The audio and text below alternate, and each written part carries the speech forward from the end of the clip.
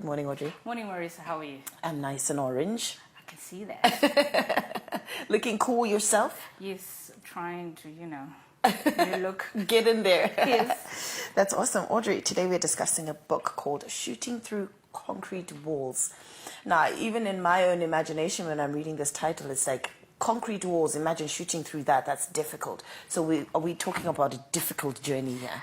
Yes, so the book is by Jesika Zivuku, and even from the picture on the cover, so in one of the chapters, she also actually just talks about that picture whereby you see a plant cutting through across concrete, but it grows. So she then used this as an analogy for her own life. And then, so this book is sort of a memoir, motivational, using her own real life examples. Okay. So, I mean, when you say real life examples, she talks about issues of her childhood, where she was born, where she grew up, transitioning from stage to stage. Let's start from her being born. Where was she? I know she was born in a round hut. Round hut. In rural Zimbabwe. Rural Zimbabwe. She talks about that. And she was born, there were 14 in their family. Okay. And the father married 2 sisters. So it was polygamy, but within 2 siblings. So is it still polygamy? Or is it, is it allowed? I don't know what to call it, but it's actually very rampant. It happens a lot. And back then it was even more. But for me, I found it interesting to say, so does it become different in terms of, the bickering and whatnot? Because these are 2 sisters. Unlike whereby a man brings a different wife from a different tribe. What's your take? I think it's I don't know. Maybe it's, yeah. It's a little bit of a controversial topic. Yeah, I think. but I would imagine it would be better. What I would say is, if one sister dies, and then he marries the other sister, then okay. That's what I know of. I know that happens in my family.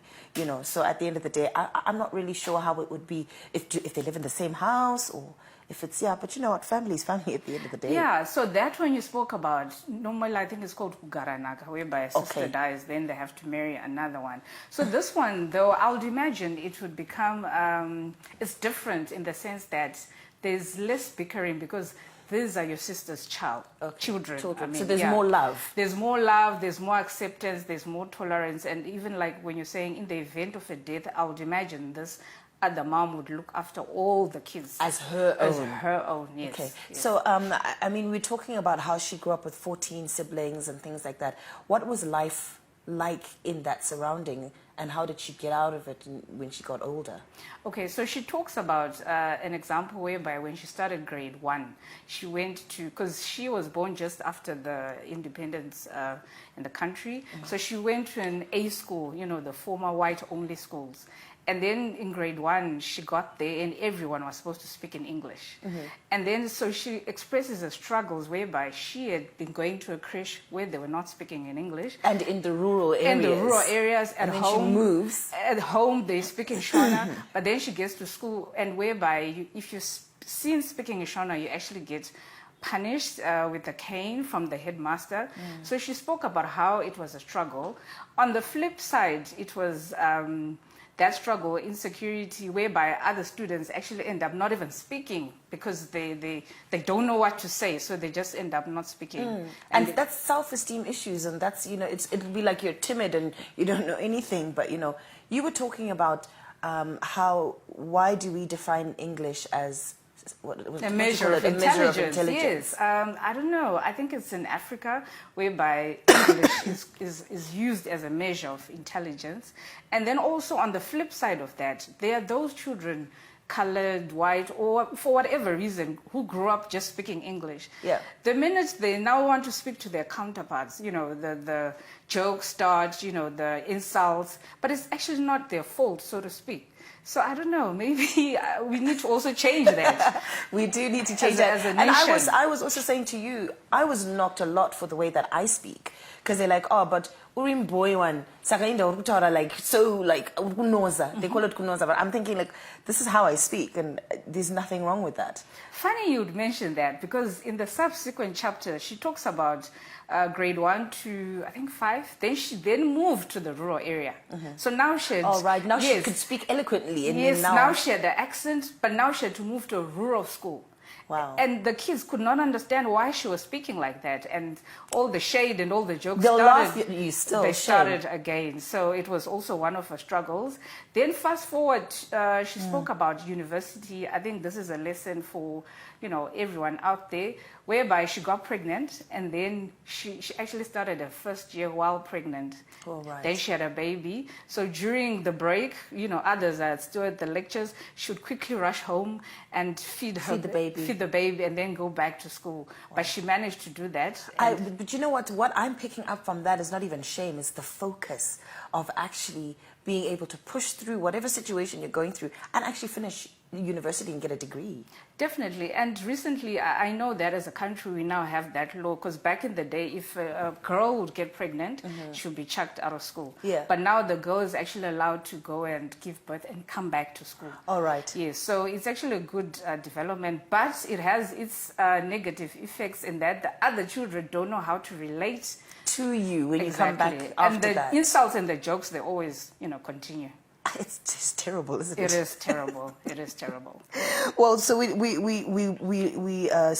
spoke of her challenges in the rural areas. You spoke about the school.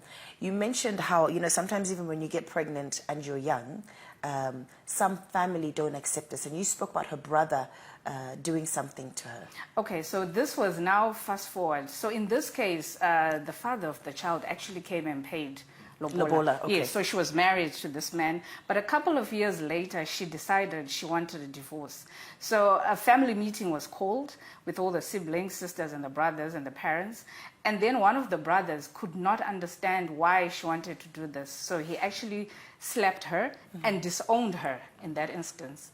And she explains about how she was grappling with now being a single mother, so she actually wanted support. But and that wasn't there. No, it wasn't there, because like we always say as a culture, you just can't come and say, why? And stuff like that. So she also spoke about that, and it was very deep, whereby she was saying people actually need support during that phase. Yeah. And you know, just speaking of these things, you kind of think about the challenges that as a women face, you know, when you're going through this. We are still in March, and this is Women's Month. So these are some of the challenges that women, you know, as much as we say, you be successful and things like that, there's like, geez, huge road, huge concrete block, as the book rightly says, to go through. It is, but I like the way, you know, she's so bold and she's so honest in her book. She talks about how she calls her daughter Miss A. She's got a Shona name, and how she's walked with her up until now. She's also a graduate, and how even when they write to each other, they call each other, "How are you, my love?" But she says it was really difficult. So fast forward, she then moved to South Africa with her accounts degree and some teaching background. And she thought life would be easy, you know, in another country. Greener pastures, as we always say. But she got there and it was hard. She had to stay in Mkuku. I'm sure you know those Mkuku houses. And her first job there was now as a hairdresser. She had to use her experience on braiding her own child to actually get money. But she's an accountant. She's an accountant. She had to do menial jobs, ironing, washing, for as little as 40 rand. And she speaks about that. But the dream was, I've got a child that I need to provide for. To take care of. And then fast forward, she then brought her child to South Africa.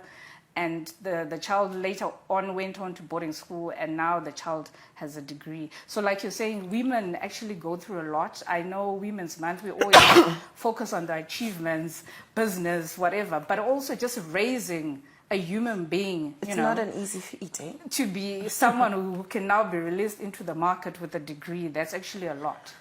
So we say well done to Jesika for this. Okay, so where do we find this book? Okay, this book has a couple of outlets. First and foremost, you can find her on social media, Jesika Zivuku.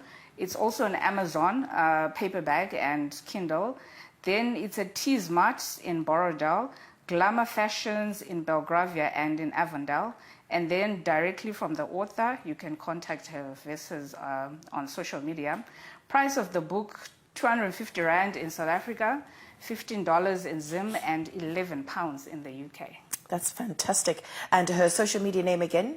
Jesika Zivuku. Jesika Zivuku. Yes. On YouTube, on LinkedIn, Facebook, Jesika Zivuku. Yes. I mean, look, even just talking about it, it's actually quite an interesting read and an encouraging one, you know, if I can say that.